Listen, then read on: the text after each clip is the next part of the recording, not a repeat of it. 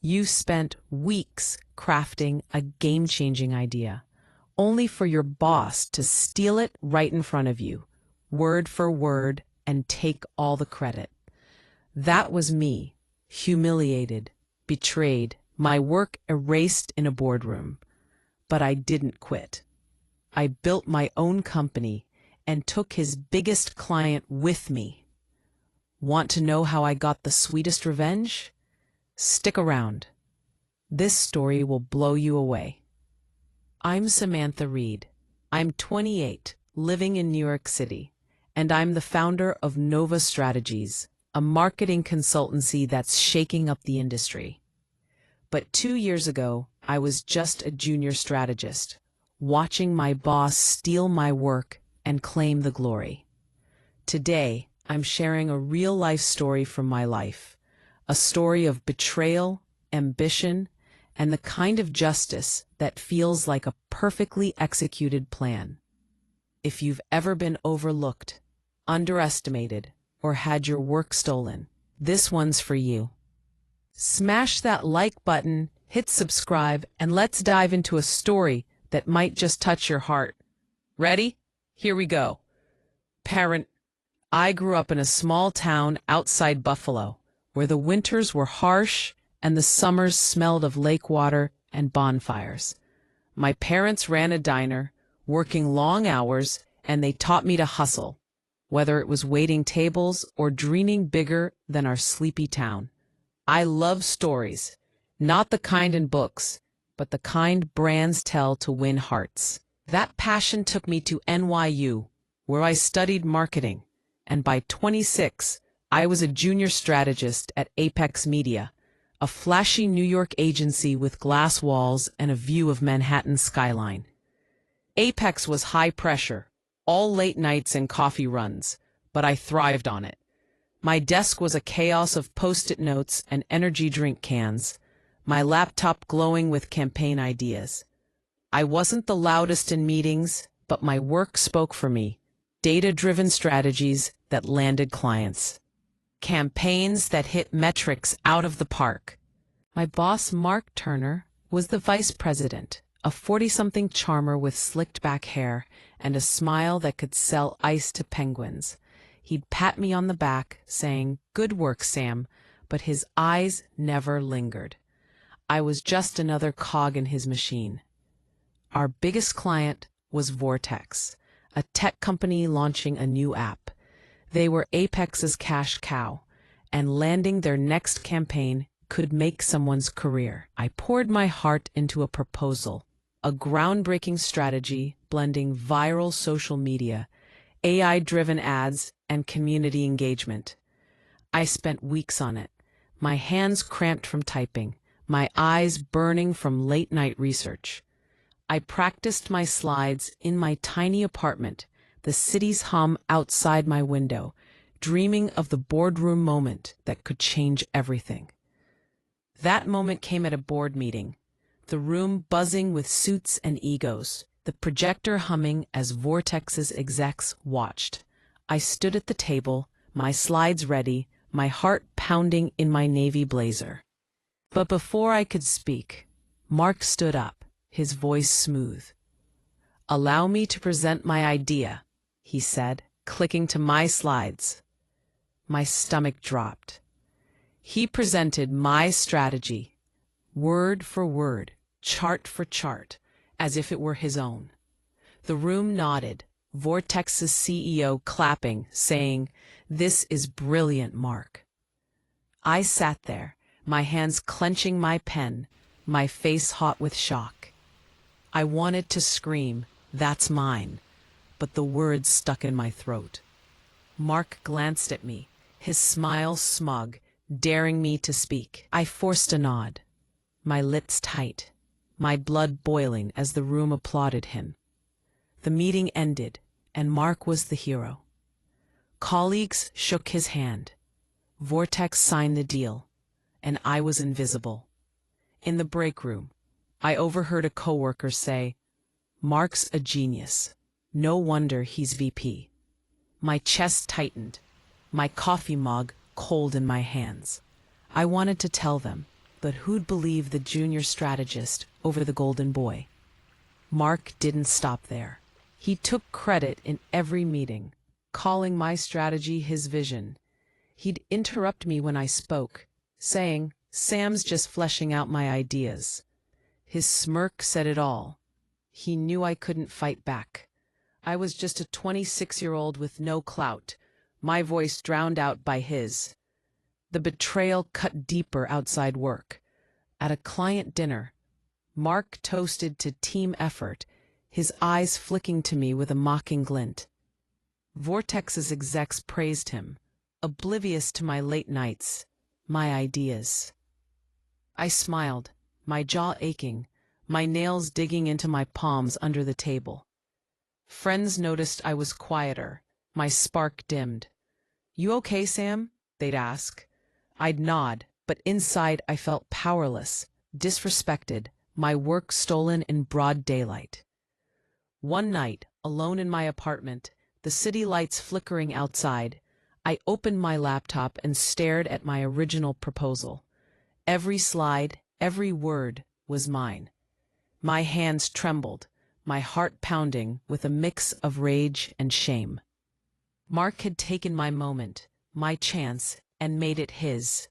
I could have quit, could have confronted him, but that wasn't enough. I wanted more than an apology. I wanted to win. That vow became Nova Strategies, my own consultancy. I started after hours in my cramped apartment, the air thick with coffee and ambition.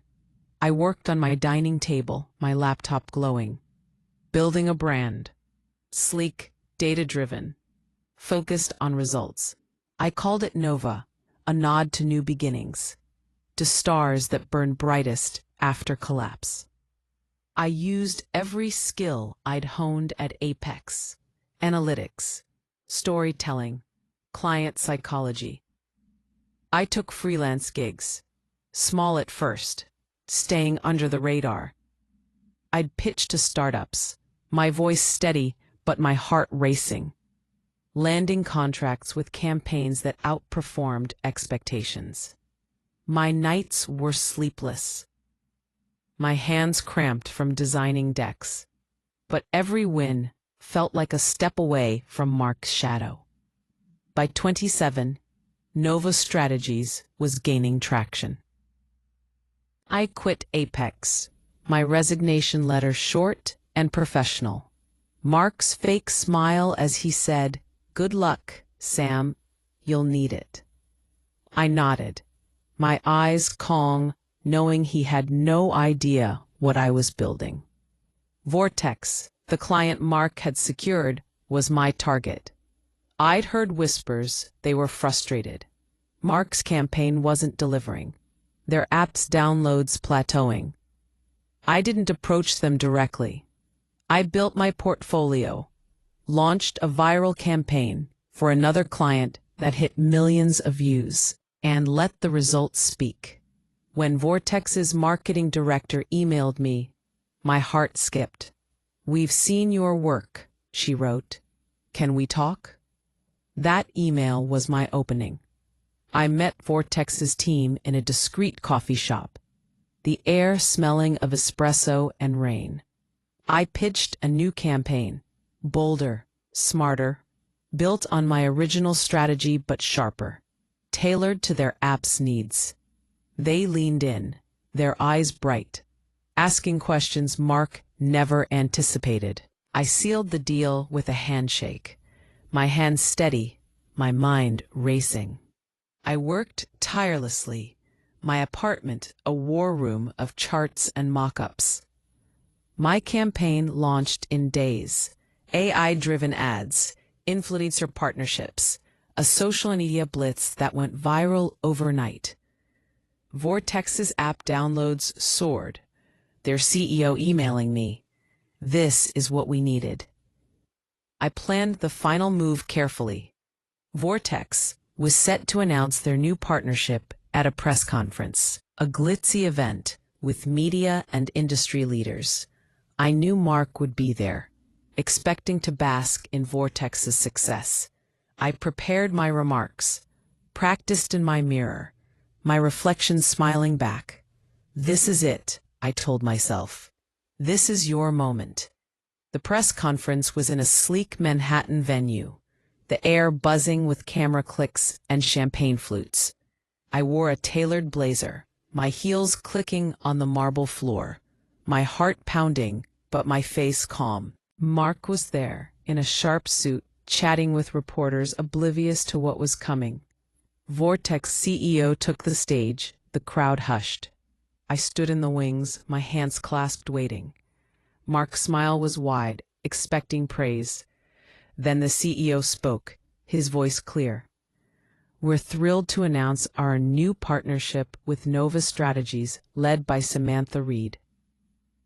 The room erupted in applause, but Mark's face was a mask of shock, his jaw tight, his eyes darting to me. I stepped forward, my smile professional but sharp as the CEO gestured to me. Samantha's campaign has redefined our brand, he said. We're leaving Apex to work exclusively with Nova Strategies. The crowd murmured, cameras flashing, reporters scribbling. Mark's face drained of color, his hands clenched at his sides. He tried to speak, his voice low. This is a mistake, he said to the CEO, but the man waved him off, his focus on me. I took the stage, my voice steady. Thank you, Vortex, for trusting Nova Strategies. This campaign was built on innovation, data, and a vision for what's possible. I didn't look at Mark, but I felt his stare, his smugness crumbling. The crowd clapped, oblivious to the subtext, but I knew he understood. This was my idea, my work, my triumph.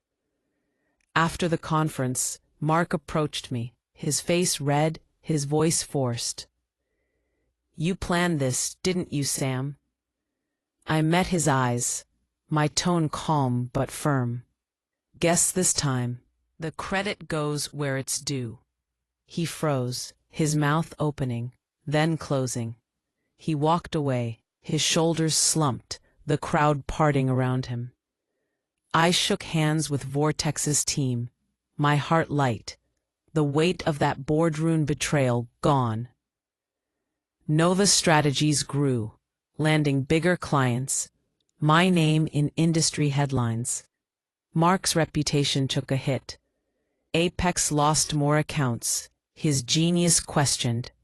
I didn't gloat. I didn't need to. My success, my company, my handshake said it all. This wasn't about destroying Mark. It was about reclaiming my work, my voice, my future.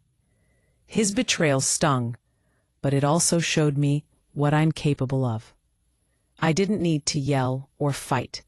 I built something better, something mine. Nova Strategies is my proof that you can rise from betrayal, that your ideas are worth fighting for. Mark learned that, and so did I. The lesson? The sweetest revenge isn't personal. It's professional, built on your own terms, shining so bright no one can steal your light. Keep working, keep creating, and let your success be your presentation.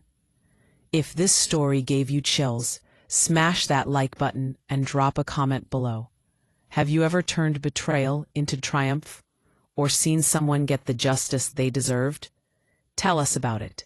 If you love real-life stories of ambition, strategy, and sweet, sweet payback, hit that subscribe button and turn on notifications for more. Thanks for watching, and I'll see you in the next one.